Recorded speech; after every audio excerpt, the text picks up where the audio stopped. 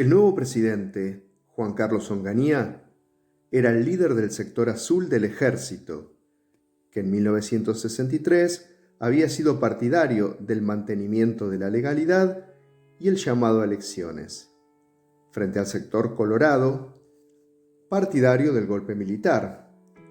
En 1966, ese sector, antes legalista, no solamente derrocó al gobierno civil, sino que también canceló toda actividad política. El Estatuto de la Revolución Argentina, Carta Magna del nuevo régimen, no establecía un límite de tiempo para el mandato presidencial. Este cambio de orientación se vinculaba a cambios en las condiciones internacionales y a la manera en que esos cambios eran analizados en el ámbito de las Fuerzas Armadas. La nueva línea política de los Estados Unidos hacia América Latina constituyó un elemento de peso en esta situación. Los militares golpistas establecían una relación estrecha y lineal entre seguridad y desarrollo. El subdesarrollo generaba pobreza y descontento social, condiciones que a la vez permitían que prosperara el mensaje revolucionario comunista y que en consecuencia se volviera un peligro para la doctrina de la seguridad nacional. Los políticos y los partidos políticos eran considerados culpables de establecer divisiones artificiales en una sociedad que sin su intervención podría resolver fácilmente los problemas. Detrás de estas precarias elaboraciones ideológicas, el gobierno de Onganía intentaba disimular la alianza entre el sector dominante dentro del ejército y los grandes intereses empresariales. La política económica era favorable a la concentración del capital en pocas manos. La gestión económica generaba un intenso descontento en sectores económicos importantes. Este descontento se articuló con la protesta social frente al autoritarismo del gobierno. Sin metas temporales definidas en cuanto a la duración de la intervención directa de los militares, el movimiento de junio se planteaba un cronograma de acción delimitado en 3 tiempos. El primero hacía referencia al tiempo económico, en el cual se llevaría adelante un programa de reformas ya mencionado y que tenía como objetivo, como ya se indicara, reformular profundamente el modelo de acumulación del capital.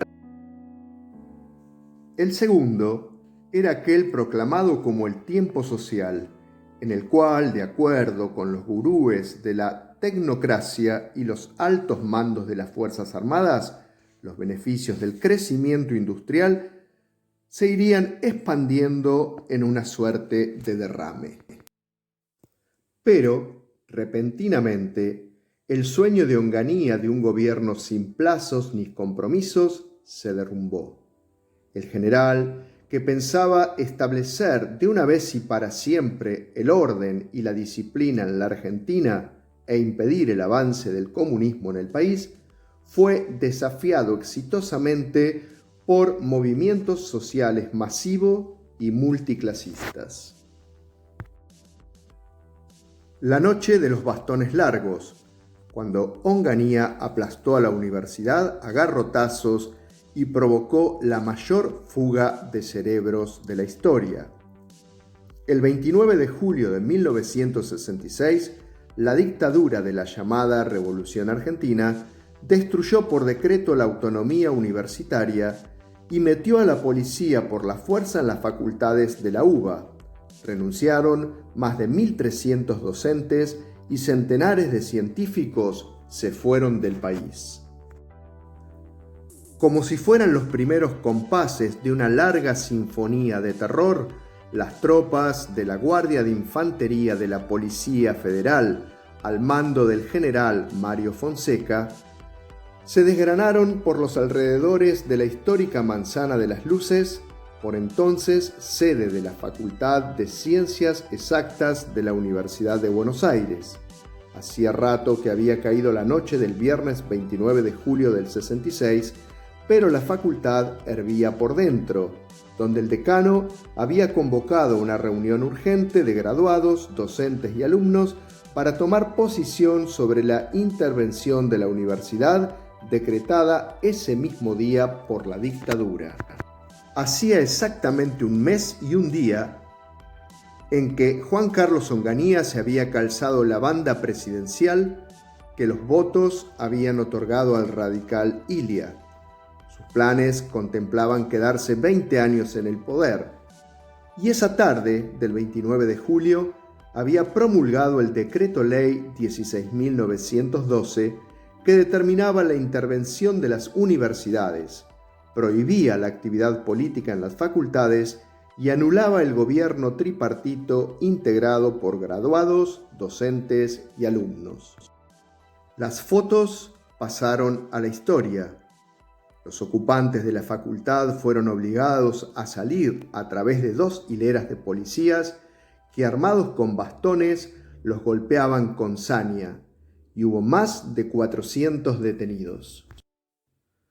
Un decreto ley del 21 de agosto de 1966 dio inicio al desmantelamiento de los ingenios tucumanos con un saldo de 50.000 despidos y 200.000 migrantes durante la dictadura de Onganía. Un decreto ley del 21 de agosto de 1966 dio inicio al desmantelamiento de los ingenios tucumanos con el saldo de 50.000 despidos y 200.000 migrantes durante la dictadura de Onganía. Con el afán de racionalizar y modernizar el Estado, se lanzó lo que se conocería como el Operativo Tucumán, que golpeó fuertemente la industria azucarera de Tucumán, provocando la intervención y el posterior cierre de 11 de los 14 ingenios intervenidos. El operativo consistió en un programa de reestructuración agroindustrial, con el objetivo de atraer capitales nacionales y extranjeros para la instalación de modernas industrias, que ocuparían supuestamente la mano de obra suspendida de los ingenios. Sin embargo, esta respuesta estuvo lejos de cubrir los cupos de desocupación que había dejado el cierre de los ingenios. Encabezó la Revolución Cubana de 1959 y su fama como audaz comandante rebelde fue creciendo hasta convertirse en un auténtico mito de la historia latinoamericana del siglo XX. ¿Cuándo y dónde murió? Antes de su llegada a Bolivia, en noviembre de 1966, Ernesto Che Guevara venía del fallido intento de instalar un foco revolucionario en el Congo, en África. El argentino, que tuvo un lugar crucial en la Revolución Cubana de 1959, estaba decidido a dejar la isla para trasladar su internacionalismo insurgente a nuevos territorios. Una de las ideas de Guevara era la teoría del foco revolucionario.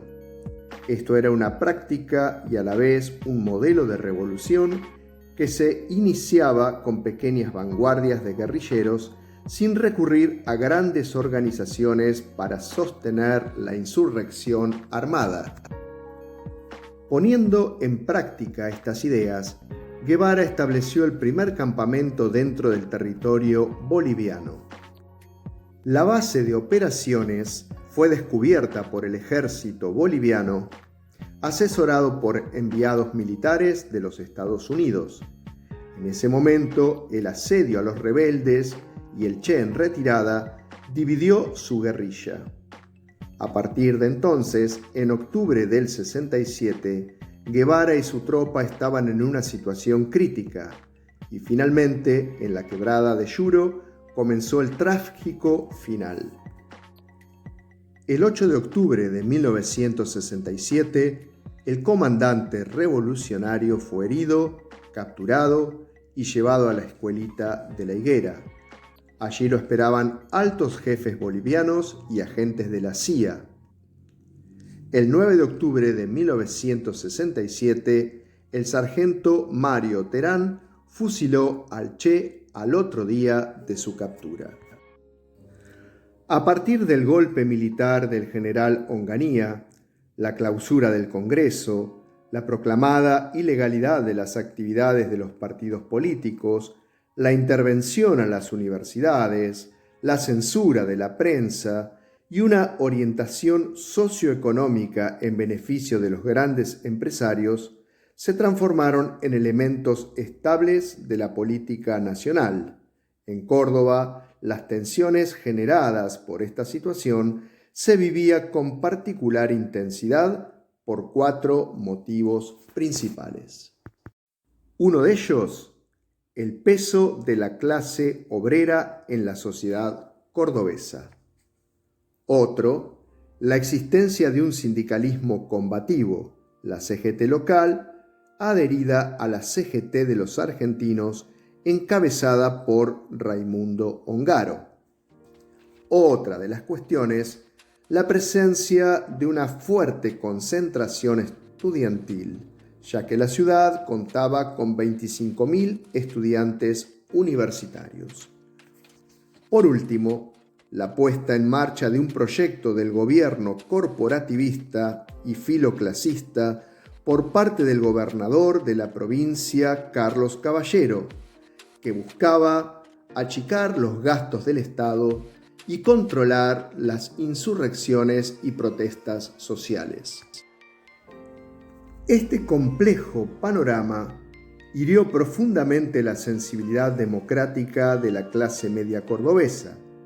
En mayo de 1969, diversos factores agravaron las tensiones y provocaron el estallido de un vasto movimiento de protesta que, si bien comenzó en Córdoba, se repitió durante algunos años en otras ciudades, incluso en algunas zonas rurales.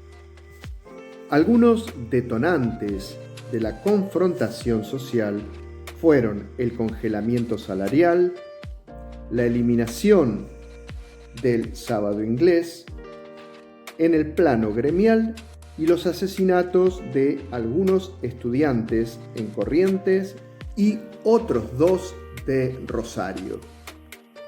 En Córdoba, los dirigentes Agustín Tosco de Luz y Fuerza y Atilio López de la UTA y Elpidio Torres de Esmata acordaron adelantar un día de paro previsto para el 30 de mayo. En la mañana del 29 de mayo, los obreros de las distintas fábricas hicieron un llamado para un día de paro para el 30 de mayo. En la mañana del 29, los obreros de las distintas fábricas hicieron abandono de tareas y se movilizaron hacia el centro de la ciudad. El estallido dejó un saldo de 16 muertos, pero el número real se desconoce. Sin embargo, a partir de aquellas jornadas conocidas como el Cordobazo, Onganía se convirtió en un moribundo político. El estallido había abierto un intenso y tumultuoso proceso de luchas populares que en 1973 culminarían con el derrocamiento del gobierno militar. Las consecuencias inmediatas del Cordobazo fueron, por una parte, la destitución del ministro de Economía, la fractura del frente interno militar y la puesta en evidencia del fracaso que privó a Onganía del apoyo de sectores decisivos de las Fuerzas Armadas. De esta manera, la caída de la Revolución Argentina y del poder de Onganía estaban evidenciados frente a la sociedad argentina.